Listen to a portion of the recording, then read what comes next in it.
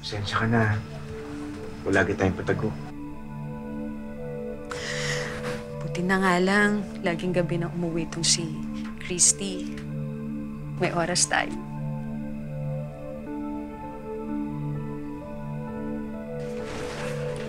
Bakit?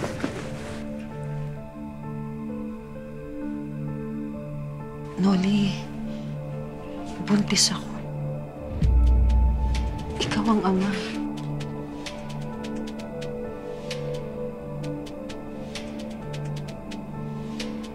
Hindi matagal ko na pinakihintay.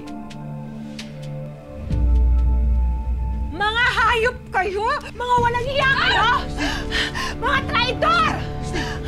Mabuti na lang umuwi ako na maaga. Walang hiya, hayop! Mga hayop! Sa bahay pa talaga natin! At sa kama pa talaga natin, Noli! Hayop ka! Ano papapaliwanag ako, hayop Christy? ka! Sandali! Niloko mo ako! Papapaliwanag Pinagkatiwalaan ako! kita! Ikaw, tinanggap kita sa pamamahay ko! Dahil akala ko, kaibigan kita. Pero ahas ka pala. Ahas! Ahas! Hayop ka! Christy, tama na! Hayop ka! Christy, tama na! Hayop! Hayop! Hayop! Ahas! Christy, tama na! Ahas! Tama na! Ahas man ako. May kwenta naman ako. Hindi tulad mo. Baog ka! Baog! Umalis ka na dito! Umalis ka na sa bahay ko! Kung hindi, mapapatay kita! Christy, buntis si Arlene. Ano? Buntis ako. Binuntis ako ng asawa mo. Umalis ka na at huwag ka nang magpakita dahil sa susunod na makita kita. Sa susunod. Sa sementeryo na yung diretso mo! Umalis ka na! Alayas! Alis! Ano kang dinadala mo? Sabihin mo sa asawa mo.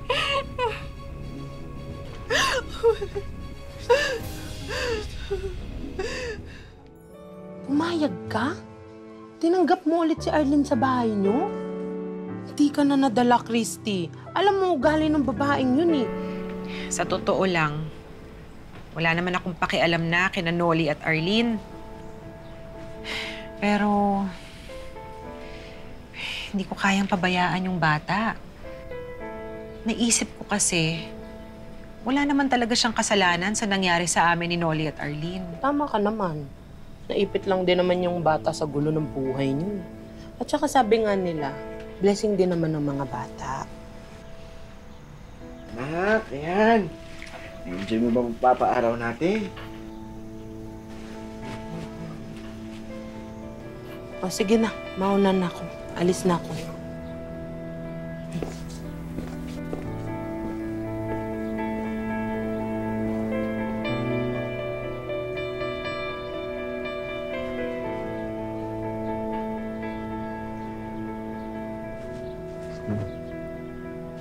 Salamat na tinanggap mo ang anak ko at si Arlene.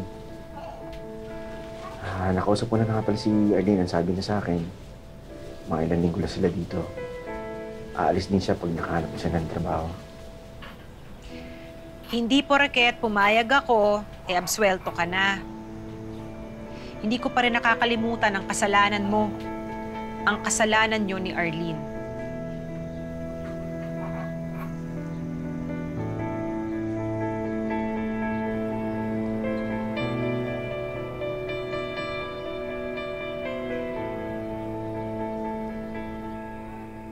Tumahimik kang bata ka? Tigas ng ulo mo, sasampaling kita eh. Saan ka tumahimik ka? Ma, anak mo yung sasaktan mo. Sanggol yan sinisigawan mo. Sakit sa ulo ang batang to. Ang ingay-ingay nakakarindi. Ihags ko to sa labas eh. Ano nangyayari sa'yo? Kumalma ka nga. Magpasalamat ka. Itinuloy ko ang pagbubuntis ko nun. Dahil kung gugustuhin ko, pwede kong ipalaglag siya. Diyos ko naman, Arlene! Kilabutan ka nga sa mga sinasabi mo. Sarili mong dugo at laman ang batang yan. Pero kung makapagsalita ka, para kang walang puso. Oy, di sige, ikaw ang mag-alaga. Total, nagmamagaling ka, hindi ba? Ikaw na lang din ang magpadede, ha? Magpakananay ka. Dahil kahit kailan, hindi ka naman magiging ina. Eh talagang kawawa ang batang yan kung ikaw ang nanay niya. Tama na. O ito, sige, sa'yo na. Ikaw ang mag-alaga. Total, atat na atat kang maging ina. Arlene!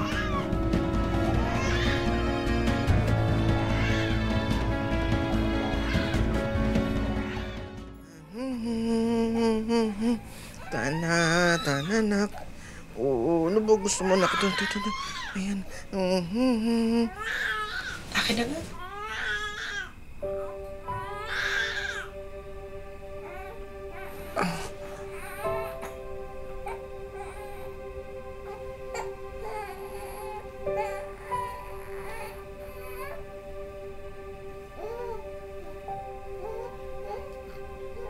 Gusto ko niya.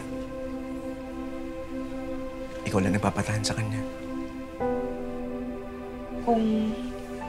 Kung hindi kaya ni Arlene na alagaan ang anak niya,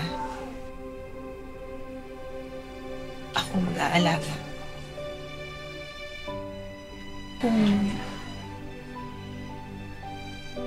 Kung hindi niya kayang bigyan ng katiting na pagmamahal, ako magpupo. Kasi kailangan ng batang ito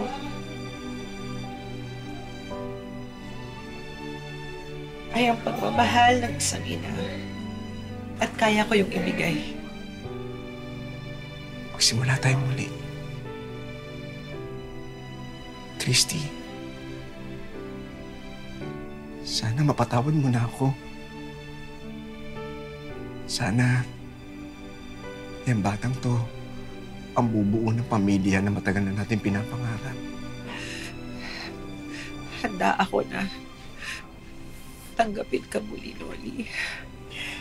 Pinapangako ko, magiging buong pamilya tayo habang buhay.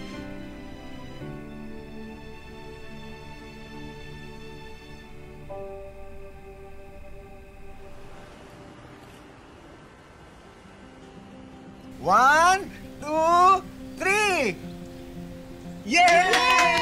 Happy birthday, Nanay! Love. Anak, love na love kita. Alam mo, anak, kayo ng tatay mo ang pinaka magandang regalo sa buhay ko.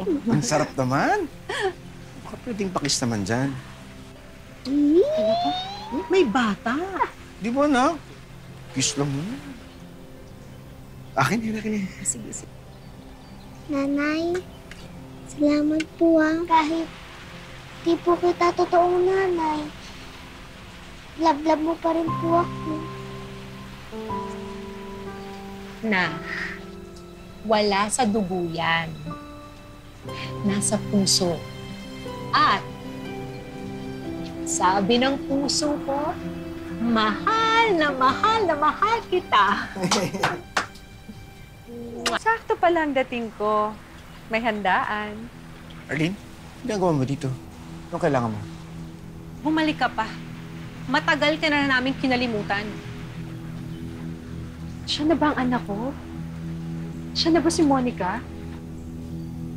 Umalis ka na. Huwag mo nagulo yung buhay namin. Lubayan mo na kami. Pati na si Monica. Alam nyo, huwag nga kayo mag-alala. Hindi ako manggugulo. Gusto ko lang namang bawiin ang anak ko. Hindi. Ako ang nanay niya, ako may karapatan sa kanya. Nay, ayoko pong sumama sa kanya. Halika na, anak. Sumama ka na sa akin. Halika na. Nahihibang ka na ba? Ano, ganun-ganun lang? Basta mo na lang babawiin na parang kaldero? Ang kapal ng mukha mo, inabandona mo si Monica. Hindi mo ako si Monica. Ako ang ama. May karapatan ako sa kanya. Umalis ka na. Bago magdilim ang paningin ko at baka mapatay kita. aalis lang ako pagkasama ko na anak ko. Halika na! Hindi ko ibibigay sa'yo si Monica dahil alam kong pababayaan mo lang siya. Dahil ni Katiting, walang dugo na pagkaina na dumadaloy dyan sa katawan mo. Nang iinsulto ka pang hayop ka? Ha? Umalis ka na! Umalis ka na dahil mapapatay kita, hindi ko bibigay sa'yo si Monica! Ipaglalaban ko karapatan ko sa anak ko! Lalabanan kita! Kahit makarating tayo sa impyerno! Ayan! Yan ang bagay sa'yo! Ayan! Tama na yun! Ano ba? Umalis ka na! Puro lang dala mo sa buhay namin! Babalikan kita, Monica. Tandaan mo yan!